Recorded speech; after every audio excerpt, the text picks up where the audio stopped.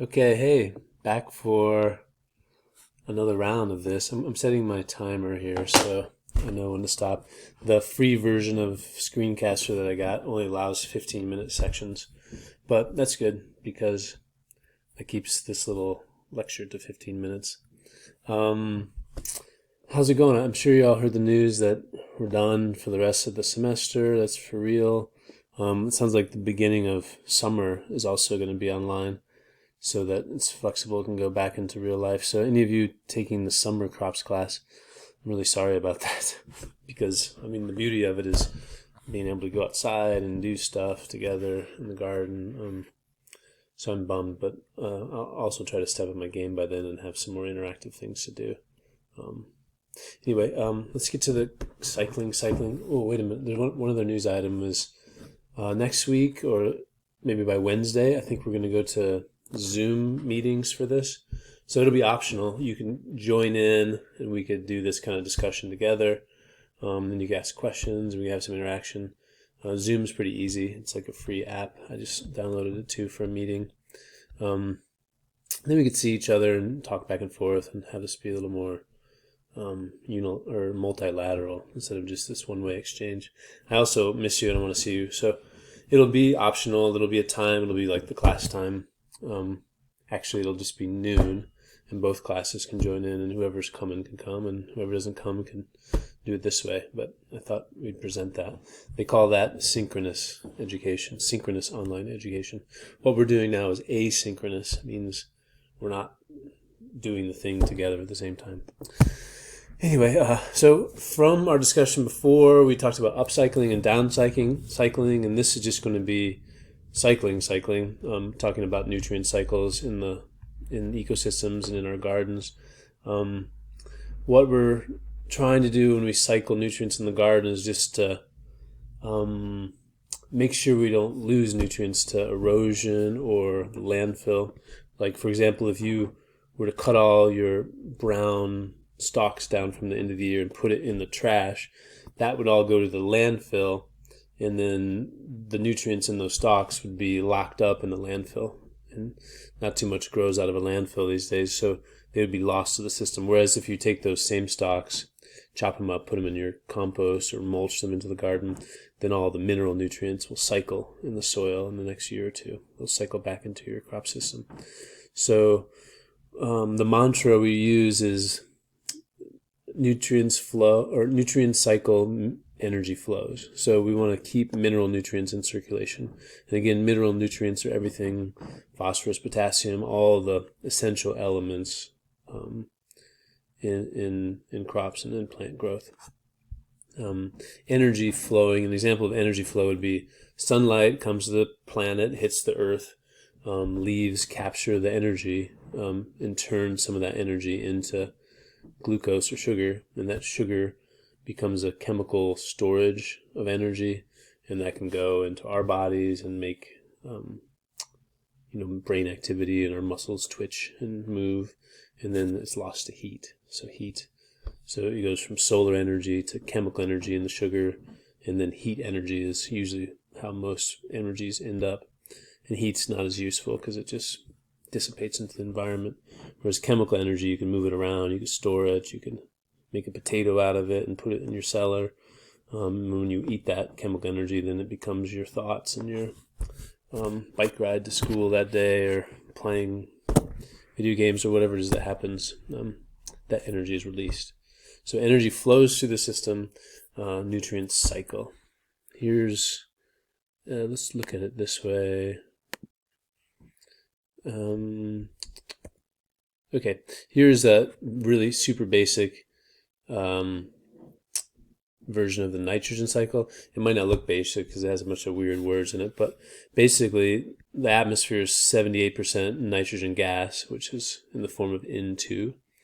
And it gets fixed through a couple processes. We could fix that and make nitrogen fertilizer with it. We could, the soil fixes it in the form of nitrogen fixing bacteria, and also nitrogen fixing plants like soybeans and peas and clovers can fix nitrogen. And then when that, in that chemical form, when it's fixed, it's either ammonia or nitrates, like this. So those are the two ways plants can uptake nitrogen. You see it here. Nitrate and ammonia can go into the corn to make amino acids, which make proteins and all the other things like milk and cows and you and me and hair and nails and everything that's built from amino acids. Of course, there's a backdoor process where there's bacteria that use ammonia and nitrates, and their byproducts are nitrous oxide, which is NO2. That's a laughing gas. And then eventually that breaks down back into N2. So this cycle moves in this way. You don't need to know this for the test necessarily, but you should be exposed to the fact that nitrogen is limited in the planet and it just keeps moving through the system. Carbon cycles in its own way, but similar to nitrogen, it does indeed cycle. Most of the carbon that we have is in the atmosphere in the form of carbon dioxide, and it fixes into the world of plants at that moment that we call photosynthesis, right? CO2 is used, water is used, sunlight hits the tube and makes the sugar. And then those sugars become bigger and bigger things like trees and bark and leaves and you and me, and here's the cow again. And some of that carbon gets stored in the soil as humus. Of course, over here we have factories and industry and our cars using other forms of fixed carbon like gasoline, oil, natural gas, coal. And when that's burned, it makes CO2, and it desequesters the carbon. The carbon that's stored in the soil kind of stays there, doesn't interact with the atmosphere that much, but it does fuel the process of soil life, and it makes our soils durable and resilient, and also yields other nutrients from the soil. So you understand this, carbon cycles from CO2 to sugars and fixed forms of carbon into the soil, and then through the process of decay and combustion, it goes back into the atmosphere as CO2, right? So we're breathing out CO2 now. I'm probably breathing out more than you are because I'm talking, but maybe you're in a stand-up desk and you're like running or something, but it's not a race. And it really isn't great to breathe out tons of CO2. Although don't stop breathing just because I said that. I'm glad you're here. Anyway, when we compost, we're stepping into the carbon cycle for the most part, and the nitrogen cycle, because our compost piles have some of both. In the end, compost has most of the plant nutrients that a plant needs because compost is made from plants. So as gruesome as it seems, plants live on their own grandparents' death. Well, maybe not grandparents, but those plants that go before them grow, decay, and become the compost and the nutrients in the soil for subsequent plants. And that's what we're doing when we're composting.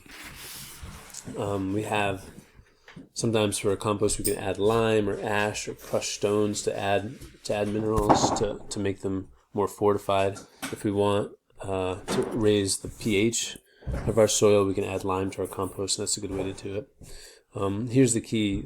Carbon to nitrogen ratio in compost ideally is 30:1. So that means 30 parts of brown, dry, rough stuff. So high carbon materials are like sawdust and leaves and wood chips and paper, straw. And high nitrogen materials are like green grass clippings and manure and urine, stuff that we kind of try to stay away from. So anyway, so most compost piles, or all compost piles, need a lot more carbon than nitrogen. So we need a lot more stuff like leaves and less stuff like urine and kitchen scraps and stuff like that. Anyway, see, and this last note just points out that most of the carbon is lost back to the atmosphere. So even in the composting process, most of the carbon that's in that process gets re-released and is not fixed. But the little bit that remains we call humus, and that becomes the organic matter in the soil. Capiche? All right. So the compost we use at the farm that we would see if you were there, in the back we use static aerated pile, so we just dump a bunch of material. We don't really fork it up. We don't change it, and eventually it'll all decay. So that's the slowest, easiest way to garden. I've got a little picture of one. This is my good friend James. He made this at his parents' house. What a fine young lad. He's even whitewashed the sides. Nice even spacing on the slats. This is all from reclaimed wood. So this is the 2-bin system. It's most common. So you just keep putting stuff into one until it's all filled up, and then stop adding stuff to that side and putting in the other. By the time one side or the second side fills up, the first side is probably ready. And here he's got boards you could remove. So you could just take those boards out of the slots, and then you can have easy access to it. So good job, James. It's one of the Son of the Year award. So those are static aerated piles. We do worm composting, which is snootily called vermicomposting, using the Latin term for worms. So vermicomposting uses like a lower carbon to nitrogen ratio. Worms need higher nitrogen materials to eat, so that's more like 10 to 1. As a result, the compost from vermicompost systems are much richer in nitrogen. Here, you can check this out on your own, the bokashi. We've experimented with it at the farm, and it kind of doesn't suit our scale, but it is a good process for small scale. Like if you just have your own kitchen scraps to work with, bokashi is really awesome. But check out, this is like machine time. This is windrow turned dairy manure and bedding. I just want to show you these big machines real quick. Check it out. Here's coming. There's great music in here too. Yeah. So that's how it begins. All the manure and bedding pack comes out of the winter barns, and it looks kind of like that. I don't know if you've been on the farm before. But look at this machine. It goes over the pile really slowly and just grinds it all up and stirs it.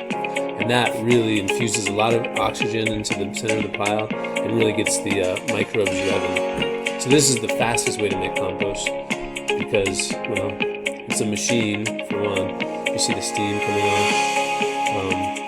And it really just increases the surface area so the microbes can work faster.